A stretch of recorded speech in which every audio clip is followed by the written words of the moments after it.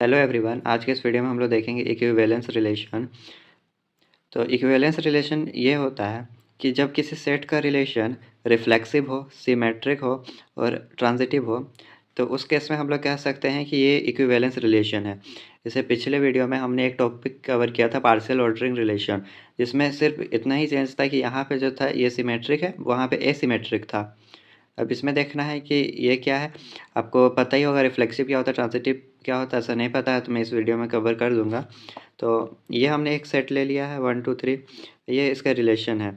तो अब इसे चेक करना है कि ये रिफ्लेक्सिव है, सिमेट्रिक है, ट्रांजिटिव है या नहीं है।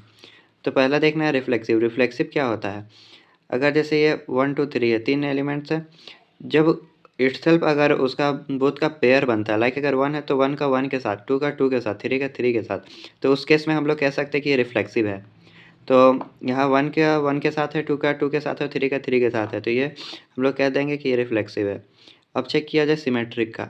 तो सिमेट्रिक लाइक अगर 1 1 1 है, तो अगर इसका उल्टा करेंगे तो क्या होगा, 1 ही 1 होगा। 2 2 का उल्टा क्या होगा, 2 2 ही होगा। लाइक अगर यहाँ पे 1 2 रहता तो इसका उल्टा होता है ना 2 1। तो यहाँ तो 1 1 ही है, 2 2 है और 3 3 है, जो कि यहाँ पे मौजूद है। तो हम लोग कह सकते हैं कि सिमेट्रिक है। अब ट्रांजिटिव, तो यहाँ ट्रांजिटिव वाला केस तो आ नहीं रहा है। ट्रांजिटिव हम लोग तब कहेंगे लाइक अगर एक्स वाई है, तो इसके इसके बाद होना चाहिए अगर ये एक्स वाई जेड है, तो इसमें अगर एक्स वाई है तो फिर वाई जेड भी होना चाहिए और फिर जेड एक्स भी होना चाहिए, ये चीज़ होना चाहिए। तब हम लोग कह सकते हैं कि ट्रांजिटिव है। तो ये चीज़ बाय डिफ़ॉल्ट यहाँ ट्रांजिटिव हम लोग कह देंगे, क्योंकि यहाँ पे उस तरह का कोई केस ही नहीं है। अब देखते हैं रिलेशन 2 में। तो यहाँ पे 1 1 है, 2 2 है, 3 3 है, तो ये ऐसे ही कह सकते हैं कि हाँ ये रिफ्लेक्सिव है। अब देखना है सिमेट्रिक। तो सिमेट्रिक के लिए मैंने जैसे बताया कि उसका उल्टा करेंगे, तो यहाँ 1 1 है तो इसका उल्टा तो वही होगा, सेम होगा। ये 2 1 है, इसका उल्टा क्या होगा, 1 2 होगा। तो 1 2 यहाँ पे प्रेजेंट है, तो ये सिमेट्रिक भी है।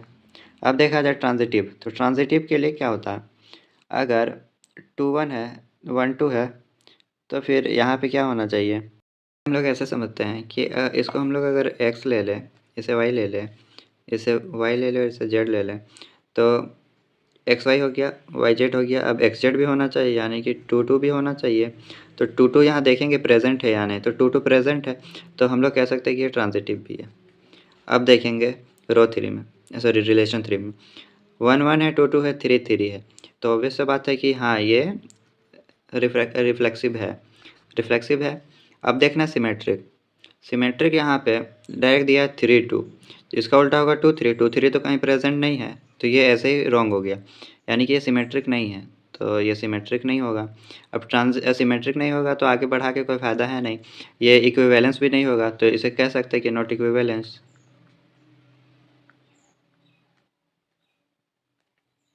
ये नॉट इक्विवेलेंस हो गया। अब R4 देखेंगे। तो R4 ये जो है यहाँ पे कुछ नहीं दिया हुआ है, इसमें कोई भी एलिमेंट नहीं दिया हुआ है। तो जब ये रिफ्लेक्सिव ही नहीं होगा तो सिमेट्रिक और ट्रांजिटिव कैसे होगा। तो ये भी जो है वो नॉट इक्विवेलेंस में आएगा। आई होप आपको ये समझ आया होगा। ये प्रॉपर इसका नोट्स है, ये आप देख सकते हैं। और लाइक करिएगा, अच्छा सा कमेंट करिएगा और अपने दोस्तों के साथ शेयर करिएगा।